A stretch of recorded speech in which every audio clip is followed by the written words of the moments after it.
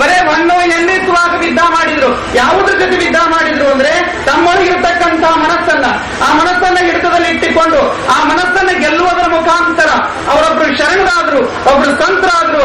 ಅದಕ್ಕೆ ನಾವು ಸನ್ಮಾನವನ್ನು ಮಾಡ್ತೇವೆ, ಅವರ ಪೂಜೆಯನ್ನು ಮಾಡ್ತೇವೆ ಅಂದ್ರೆ ಆದಿಯಾಗಿ ಎಲ್ಲಾ ಸ್ವಾಮಿಗಳು, ಎಲ್ಲಾ ಸಂತ ಪರಂಪರೆಯವರು ನಂಬಿರ್ತಕ್ಕಂತಹ ತತ್ವ ಏನು ಅಂದ್ರೆ ಸ್ವಾಮಿ ಬಡವನಾಗಿರಬೇಕು, ಭಕ್ತ ಶ್ರೀಮಂತನಾಗಿರಬೇಕು. ಅದು ತೂತು ಬಿಡುತ್ತದೆ. ಕೆಬ್ಬಣದ ಪಾತ್ರೆಯಲ್ಲಿ ಹಾಕಿ ಆ ಕೆಬ್ಬಣದ ಪಾತ್ರೆ ತೂತು ಬೀಳುತ್ತದೆ.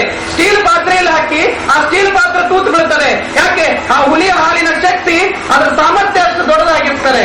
ಅದಕ್ಕೆ ಹುಲಿಯ ಹಾಲನ್ನ ಇಡ್ಲಿಕ್ಕೆ ಹೇಗೆ ಬಂಗಾರದ ಬಟ್ಟಲೇ ಬೇಕಾಗ್ತದೆ, ಹಂಗೆ ದಾನವನ್ನ ಮಾಡ್ಲಿಕ್ಕೆ ಬಂಗಾರದಂತ ಮನಸ್ಸೇ ಬೇಕಂತೆ.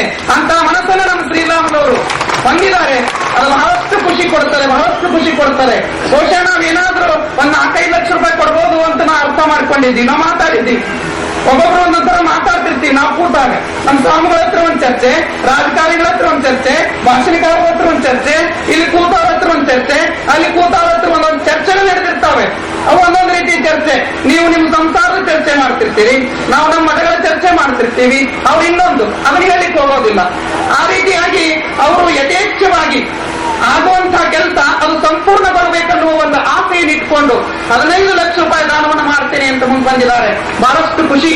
ನಮ್ಮ ಗದಗ ಜಿಲ್ಲೆಯಲ್ಲಿ ಅವರು ಉಸ್ತುವಾರಿ ಸಚಿವರಾಗಿ ಬಂದಿದ್ದು ಅದು ನಮ್ಮ ಗದಗ ಜಿಲ್ಲೆಯ ಒಂದು ಸೌಭಾಗ್ಯ ಅಂತ ನಾವು ಅನ್ಕೊಳ್ತಾ ಇದ್ದೀವಿ.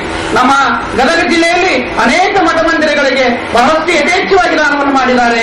ಅಂತಹ ದಾನಿಗಳು 15 ಲಕ್ಷ ರೂಪಾಯಿ ಕೊಡುವುದರ ಮುಖಾಂತರ ಇಲ್ಲಿ ಶ್ರೀಮಠವನ್ನ ಅವರು ಕೈಯನ್ನ ಬಲಪಡಿಸಿದ್ದಾರೆ ಅಂತಕ್ಕಂಥದ್ದು. ನಮ್ಮ ಸಿ ಪಾಟೀಲ್ರಂತೂ ನಾವು ಎದಿಯಪ್ಪಿಸ್ಕೊಂಡು ಅಡ್ಡಾಡ್ತೀವಿ. ಮುಂದೆ ಬರೋ ಸ್ವಾಮಿನೋ ಗುರುನೋ ಅಥವಾ ದೊಡ್ಡನೋ ಅನ್ನುವ ಅರಿವು ನಮಗಿರಲ್ಲ. ಯಾಕೆ? ಒಳಗಿನ 500 ರೂಪಾಯಿ ಹಂಗ ಕುಣಿಸ್ತಿರ್ತದ, ನಮ್ಮನ್ನ ಹಂಗ ಕುಣಿಸ್ತಿರ್ತದ.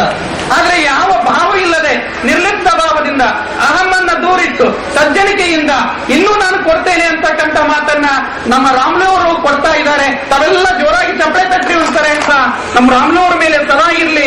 ಯಾಕಿರ್ಲಿ ಅಂದ್ರೆ ಇನ್ನೂ 5 ನಿಮಿಷ ಕೊಟ್ಟರು ಕೂಡ ಎಗ್ರಂಗ ಭಾಷಣ ಬಡಿದ್ನ. ನಾನು ಕೊಟ್ರಿನೂ ಬಿಡಾಮಲ್ಲ, ನಿಮ್ಗೆ ಗೊತ್ತದ, ಕೊಟ್ರಿನೂ ಬಿಡಾಮಲ್ಲ. ಆದ್ರೆ ನೀವು ಊಟಕ್ಕೆ ಕಾಯಕತ್ತೀರಿ. ಸಕಲ ಸಂಪತ್ತನ್ನ ಕೊಟ್ಟು ಈ ಕಾರ್ಯಕ್ರಮವನ್ನ